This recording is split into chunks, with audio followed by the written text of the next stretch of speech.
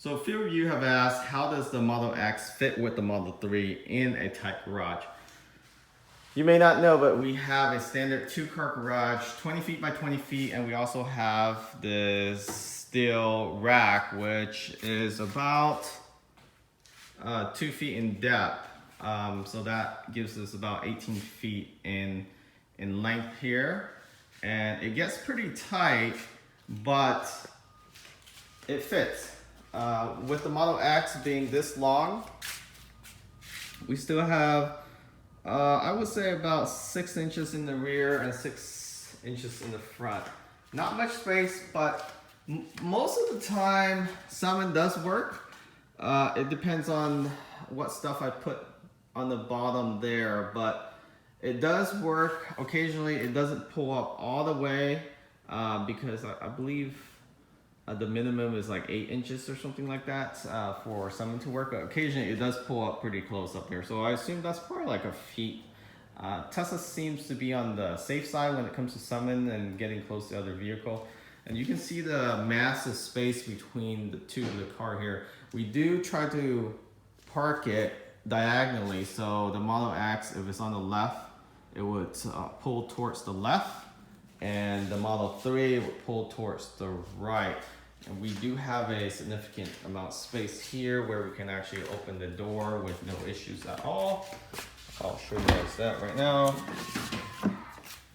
So the first latch on the door open works on both sides.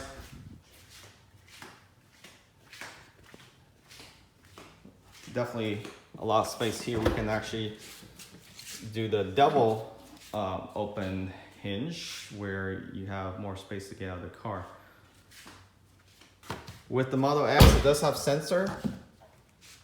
So let me see if I can get the key to open the front door here. So it does sense the Model 3. It usually gives about a feet before it stops.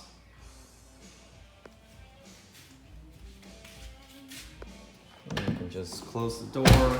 The Falcon Wing actually works really well in any garage we have experienced. And this is pretty tight. We do have a little bit of a higher ceiling than most garages.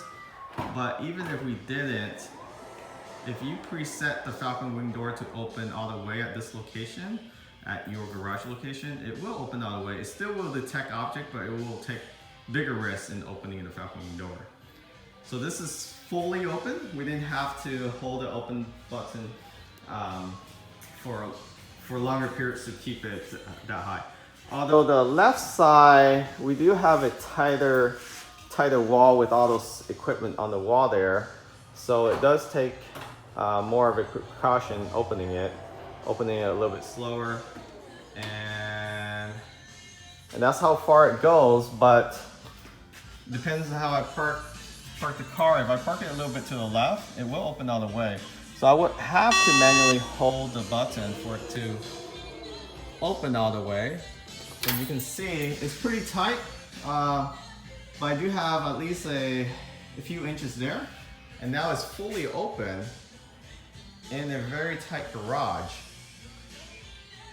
So since I have all this equipment on the wall here with solar panel, it does sense those. So it takes a little bit more of a precautionary measure when it tries to open. And when it closes, it does close at the same angle. So if you don't know, there's a second hinge there where it actually bends more if it detects there's an object near its side there. So it bends first before it comes down. So that's why they call this the Falcon Wing and not the Gull Wing door. So let me close the Falcon Wing door. You can see how it bends differently between the door on the left side and the door on the right side. You guys probably see that on the right and left, but here we go.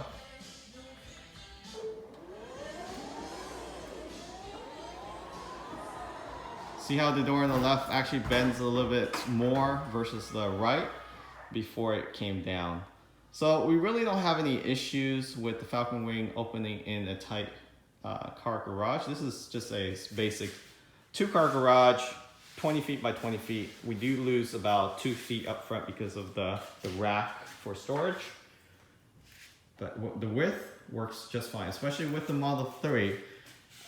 If you have a 2 Model X, that might be a problem.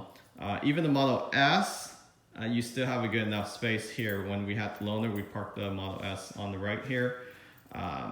No problem at all. We're still able to access all the doors, all 4 doors with no issues at all. Hopefully this was helpful for you guys in deciding if you want to purchase a Model X or if you plan to purchase a Model 3. Model 3 is pretty small, so you're gonna not have any issue. But if you already have a Model X and you plan to get a Model 3, it will fit perfectly.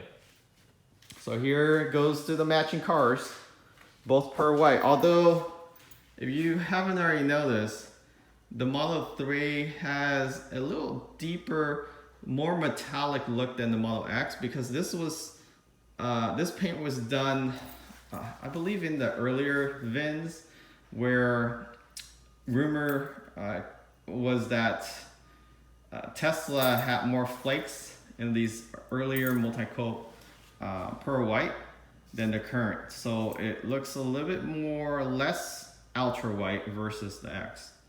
Not sure if it shows on camera, but in person, if you park it next to each other, one actually looks whiter than the other.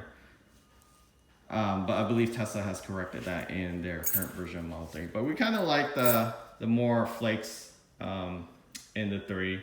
It gives it a little bit more depth. Although the X does look more ultra white with the ultra white seat. So win-lose, win-win, first world problem. Thanks for watching. Catch you guys next time.